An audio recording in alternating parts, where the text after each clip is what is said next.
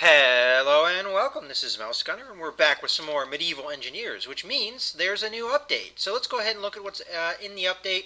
Now, the first thing that's kind of at the top of the list, and if you weren't really looking closely at the update description, you might think that was the only thing that was added, and that's the in-game voice chat. Now, as much as that is the thing that is highlighted by this update, it's the one thing I'm going to ignore because that's more multiplayer functionality, and that's not what I like to show in these updates. Is I like to show more of the content that's added into the single player aspect of the game.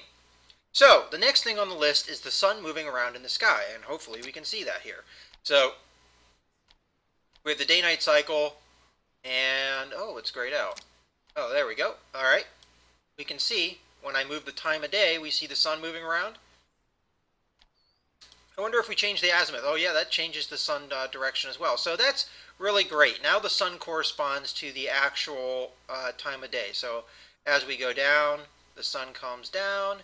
And I don't actually remember, is there a moon? There's the moon. Let's see if that moves as well. Okay, so the moon doesn't move quite yet, but the sun does.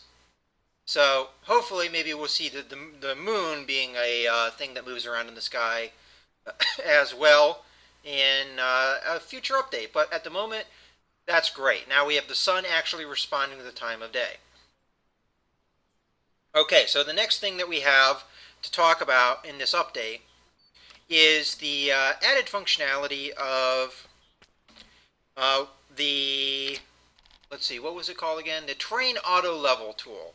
Now they've added in a functionality where, with the Train Auto Level tool, left click, obviously, levels out the train and everything.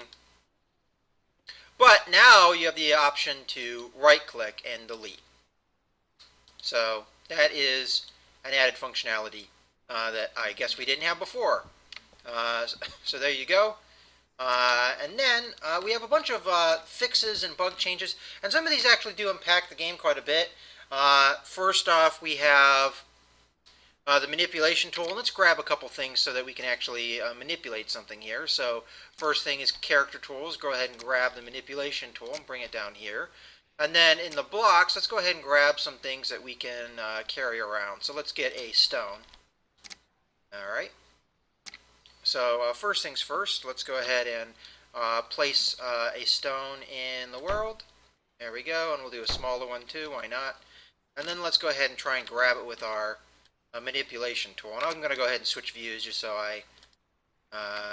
Alright, maybe that's too heavy. Okay.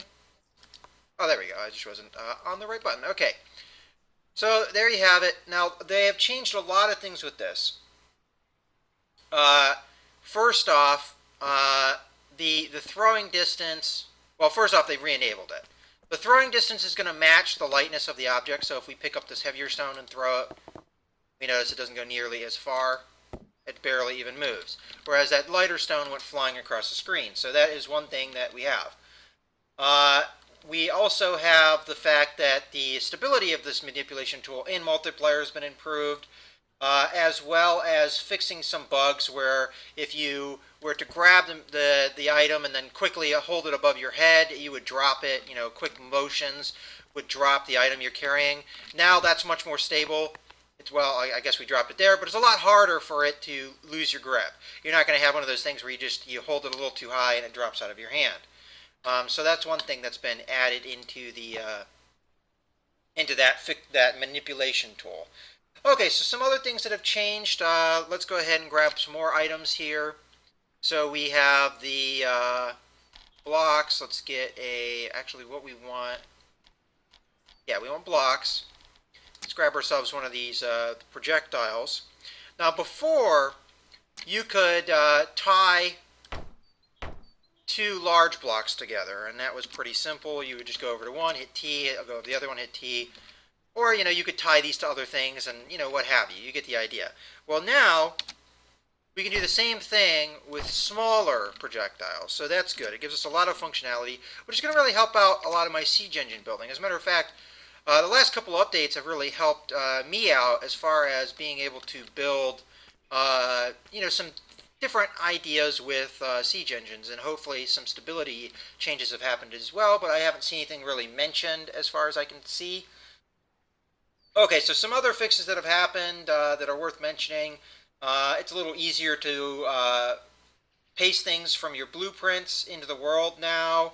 That was kind of a problem I was noticing. For instance, when I tried to paste in this catapult into the world, a little bit of difficulty. And let's go ahead and I apologize there. I forgot the key to bring up the blueprint menu is the same key that I used to stop my recording. So I accidentally stopped my recording, but I did go ahead and select the catapult here. So there it is. So the problem I was having before was it was a lot harder to paste this catapult into the world, and now we can see that that's something that's a little bit easier to do.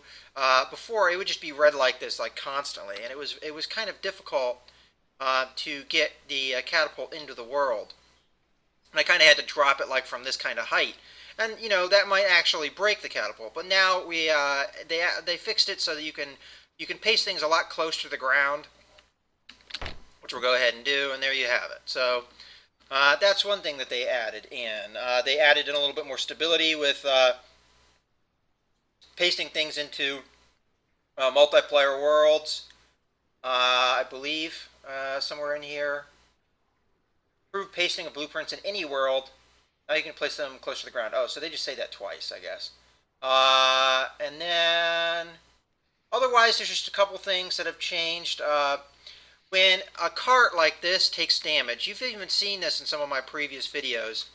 It has a habit of, essentially flying around, like really glitching out, just flying around, or you know what I mean. It would just like go all over the place and act all crazy after it even took just slight damage, and then it would disintegrate and explode and all kinds of nonsense. Well, according to this, they fixed that. Now, some of these things that they've fixed, it's kind of hard for me to show because it's kind of a case-by-case basis. It's oftentimes hard to replicate these situations, but that's supposedly one of the things they fixed. Again, that really helps me out with a lot of the siege weapon builds, making them a little bit more stable. And then I think that's pretty much it. There's another mention of an issue when you're using wooden floors. When you would delete one, sometimes what it would do is it would kind of glitch out and maybe cause your whole building to collapse. At least I think that's what they're trying to talk about, because I did notice that in another building that I built at an earlier stage in the game as well. So, in any case, that's more or less a lot of the things that have gone on with this last update. It's a lot of little things, but it's a lot of little things that add up to a greater whole, and I'm really happy to see a lot of these changes because they really do allow us to continue on with a lot of more complex builds and everything, giving us that a little extra stability, either for multiplayer or single player. So in any case, I hope you guys have enjoyed this video.